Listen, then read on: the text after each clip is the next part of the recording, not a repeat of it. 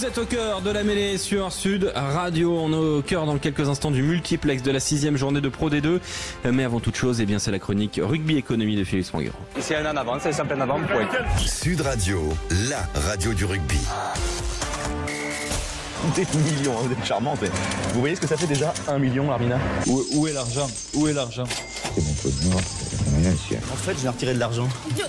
Amis, ouvrez vos cœurs, non n'ayez pas peur, l'argent ne fait pas le bonheur. Shut up and take my money.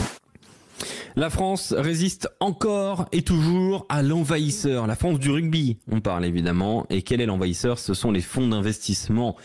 Quel est l'état général des participants des fonds d'investissement dans le monde du rugby, des participations des fonds d'investissement dans le monde du rugby? C'est la question qu'on se pose ce soir parce que ça devient un sujet brûlant. Ça l'a déjà été dans pas mal de pays dans le monde. Ça en devient important en Afrique du Sud.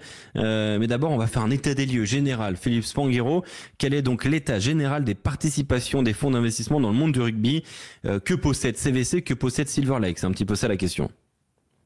Alors à ce jour, avant que le deal se finalise du côté de l'Afrique du Sud, parce qu'il y a encore des discussions en cours, on en parlera après, mais à ce jour, donc CVC a trusté le marché du rugby mondial en période Covid, en intervenant dans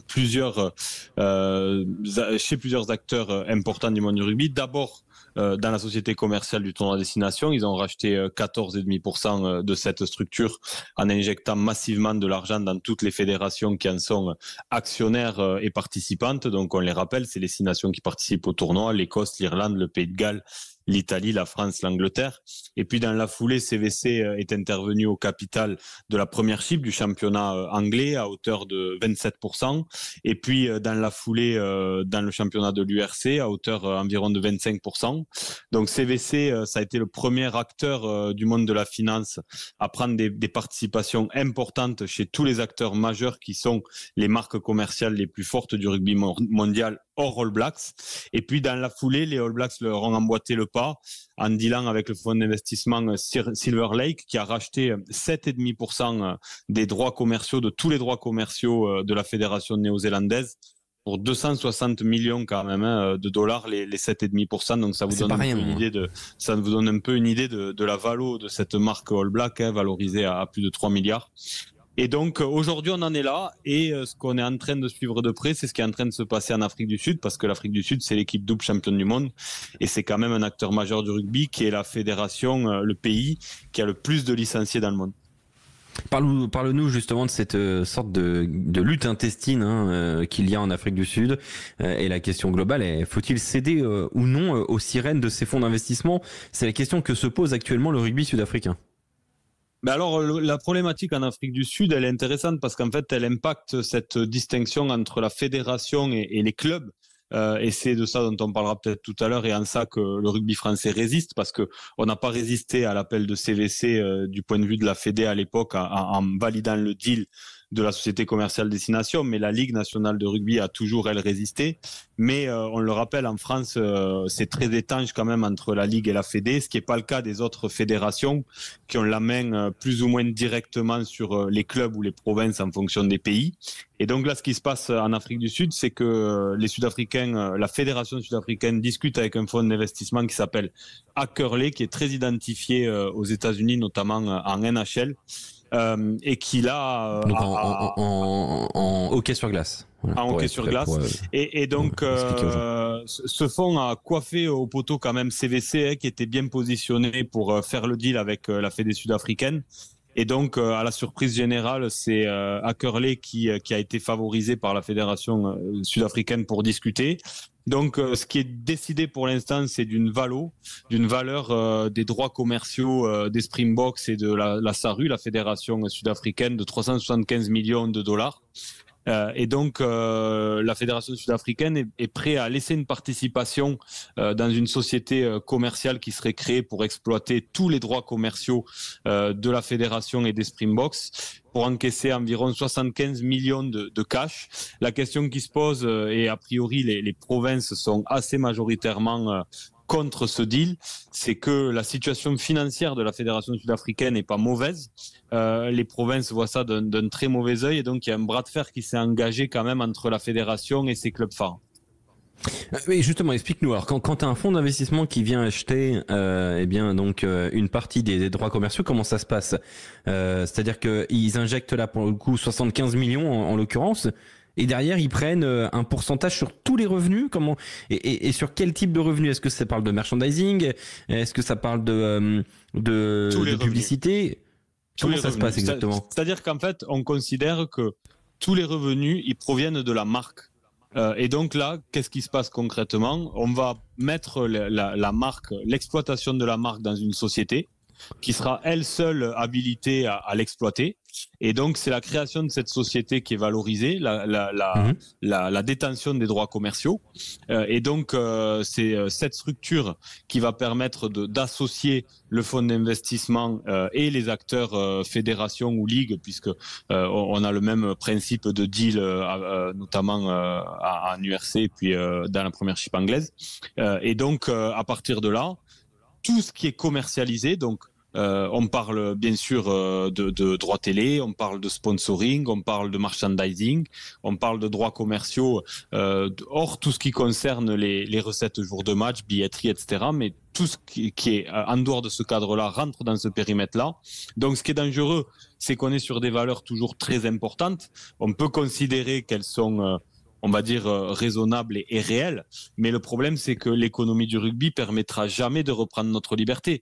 Je vous donne un exemple: si demain les Sud-Africains font ce deal-là et acceptent de dire que leur marque vaut 375 millions, c'est très beau et les Sud-Africains doivent être très contents. S'ils empochent 75 millions en cédant une partie des droits, ils seront très contents. Mais à part que si un jour ils veulent reprendre leur liberté et racheter à un fonds d'investissement, celui-ci ou un qui aura pris la suite, leur liberté, ils paieront le triple. Ce sera impossible.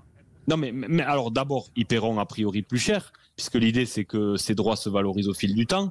Mais au-delà de ça, même si on raisonne à périmètre constant, aucun pays du monde n'a la capacité à racheter sa liberté sur la base des valeurs qui ont été établies. Et donc, on sait que à partir du moment où on a mis le doigt dans cet engrenage-là de la grande finance, on est mort. Et donc, il y a un cas aussi un peu différent, c'est les Australiens. Les Australiens n'ont pas cédé leurs droits à un fonds d'investissement, mais les Australiens qui étaient en grande difficulté financière ont fait un deal avec un fonds d'investissement. Ils ont levé 80 millions de facilités de trésorerie, parce qu'ils avaient des gros problèmes de trésorerie. Et eux, ils spéculent en fait sur une tournée des Lions à venir qui doit être extrêmement profitable. Et bien sûr, la Coupe du Monde pour rembourser la dette auprès d'un fonds d'investissement. Mais donc aujourd'hui, à part le rugby français, je le répète, qui est un peu lié avec CVC dans le cadre du tournoi Destination, mais pas du tout impacté dans son rugby professionnel, on peut considérer que toutes les grandes nations du monde du rugby, en dehors des Argentins, ont été préemptées par les fonds d'investissement.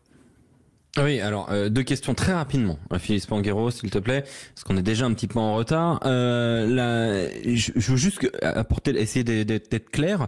Admettons, je dis des chiffres complètement au hasard, mais un maillot des All Blacks se vend, 100 euros. Les bénéfices sur le maillot sont de 30 euros, c'est-à-dire que Silver Lake va prendre 7% sur les bénéfices. C'est comme ça que ça se passe ?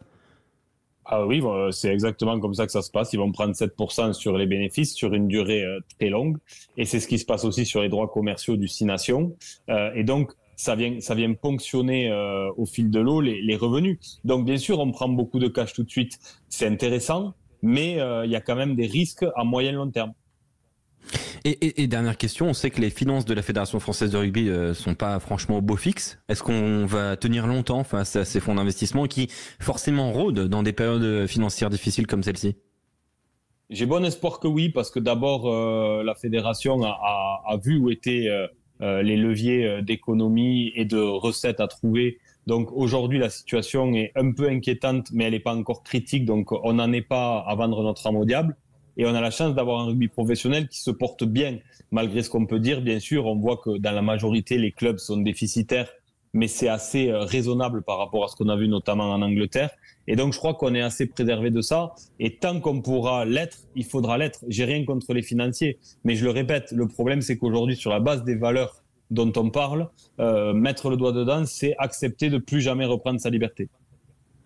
Merci beaucoup Philippe pour cette chronique donc autour des fonds d'investissement dans le rugby. Cette chronique en avant l'écho que vous retrouvez évidemment sur la chaîne YouTube de Sud Radio. Très belle soirée Philippe à toi. On se retrouve demain sur Sud Radio dans le cœur de la baie. Avec notre invité demain à 19h, Florian Grill, candidat à la réélection de la présidence de la Fédération française de rugby. Il sera notre invité puisque Didier Codorniou l'a été lundi dernier. Dans un instant, sur Sud Radio, le multiplex de la 6e journée de Pro D2. À tout de suite.